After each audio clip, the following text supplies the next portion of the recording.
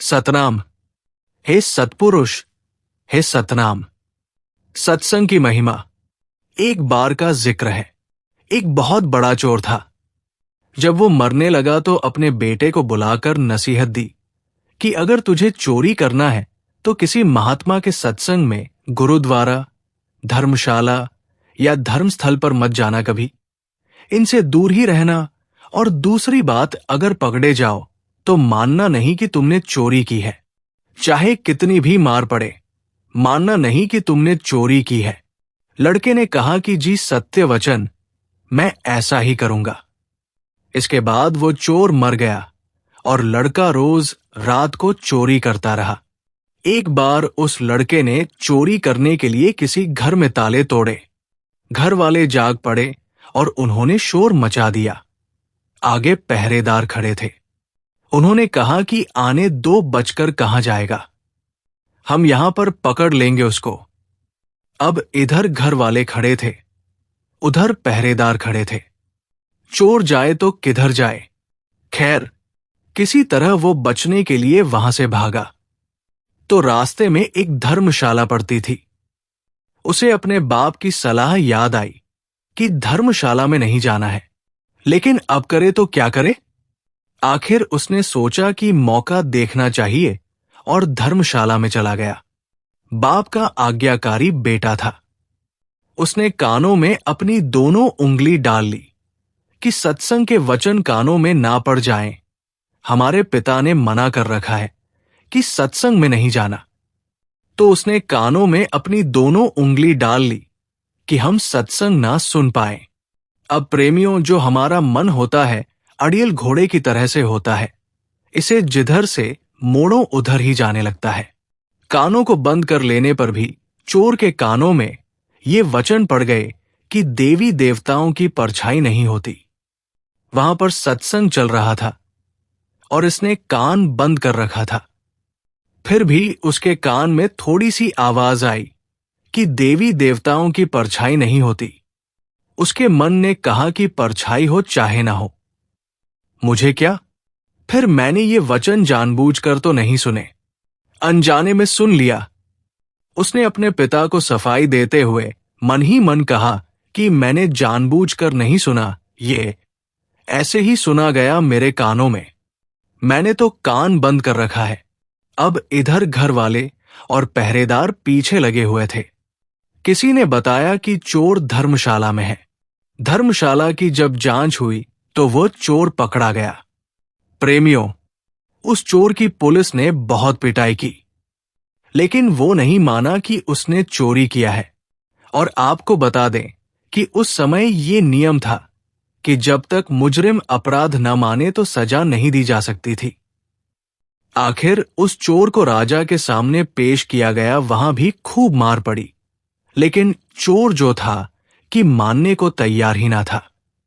उसने अपने पिता से वचन ले रखा था कि कितना भी मार पड़े, मानना नहीं कि हमने चोरी की किया है। राजा को पता था कि चोर जो होते हैं वो देवी की पूजा करते हैं, देवी की आराधना करते हैं। इसलिए पुलिस ने एक ठगनी को सहायता के लिए बुलाया। ठगनी को बुलाया गया, सारी बात बताया गया तो उसने कहा कि मैं मना लूंगी उसको, इससे कहलवा लूंगी कि इसने चोरी किया है। उस ठगनी ने देवी का एक स्वांग भेष बनाया, 2 नकली बाहें लगाई, चारों हाथों में चारों मशाले जलाई और नकली शेर की सवारी की। चूंकि वो पुलिस के साथ मिली हुई थी, इसलिए जब वो आई तो उसकी हिदायत के मुताबिक जेल के दरवाजे कड़क कड़क कर खुल गए। पहले से सब प्लान कर रखा था कि देवी जब आए जेल में तो सारे दरवाजे अपने आप खुलते जाए। ऐसा ही हुआ। और जब आदमी किसी मुसीबत में फंस जाता है तो अपने इष्ट की याद करता है। इसलिए चोर भी उस समय देवी की याद में बैठा हुआ था। अचानक से दरवाजा खुल गया और अंधेरे कमरे में एकदम रोशनी हो गई। और उस ठगनी जो देवी का रूप बनाया था, देवी के रूप में ही एक खास अंदाज में कहा, देखो भक्त, तूने मुझे याद किया और मैं आ गई। तूने अच्छा किया जो तूने चोरी नहीं बताई। तूने अगर चोरी की है तो मुझे सच सच बता दे, मुझसे ना छिपाना। मैं तुझे फौरन आजाद करा दूंगी यहां से। चोर देवी का भक्त था। अपने इष्ट को सामने खड़ा देखकर बहुत खुश हुआ। मन में सोचा कि मैं इसको सच सच बता दूं। अभी वो बताने के लिए तैयार ही हुआ था कि उसकी नजर देवी की परछाई पर पड़ गई। उसको फौरन सत्संग का वचन याद आ गया कि देवी की परछाई नहीं होती। उसने देखा कि इसकी तो परछाई है, समझ गया कि ये देवी नहीं, हमारे साथ छल हुआ है। ये सोचकर वो रुक गया और बोला कि मां, मैंने चोरी नहीं की है। अगर मैंने चोरी की होती तो क्या आपको पता न होता? आप तो सर्वव्यापी है, आप तो सब जानती है। अगर मैंने चोरी की होती तो आपको तो पता होता ही। मैंने कोई चोरी नहीं किया है। अब ठगनी के कहने पर जेल के बाहर बैठे पहरेदार चोर और ठगनी की बातचीत नोट कर रहे थे। उनको और ठगनी को विश्वास हो गया कि ये चोर नहीं है। अगले ही दिन उन्होंने राजा से कह दिया कि ये चोर नहीं है, और फिर राजा ने उसको आजाद कर दिया। जब चोर आजाद हुआ तो सोचने लगा कि जब सत्संग का एक वचन सुना तो जेल से छूट गया।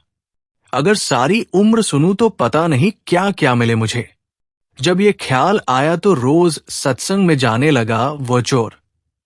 किसी पूर्ण महात्मा की शरण ले ली उसने और चोरी का पैसा हमेशा के लिए छोड़ दिया। और वो जो चोर था महात्मा बन गया। धर्म प्रेमियों, इसलिए कहते हैं कि सत्संग के बराबर न गंगा है, न यमुना है, और ना ही कोई अन्य तीर्थ है। कलयुग में सत्संग ही सबसे बड़ा तीर्थ है।